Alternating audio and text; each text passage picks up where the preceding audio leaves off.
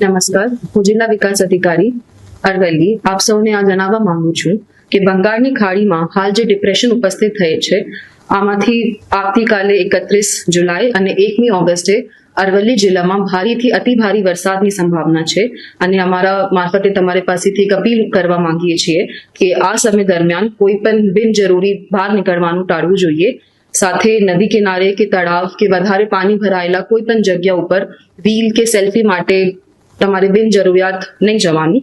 સાથે વીજળી પડવાના સમયે ખુલ્લા મેદાન કે ઝાડ નીચે ઊભા નહીં રહેવાનું અને તમે એક ઇમરજન્સી કિટ પણ તમારે સાથે રાખી શકો છો, જેમાં એસેન્શિયલ વસ્તુઓ જેમ કે તમારા ઘર માટે બીજા સાધન કે દવા, ઇમરજન્સી લાઇટ, આવું બધુંના પ્રાવધાન પણ કરી શકો છો।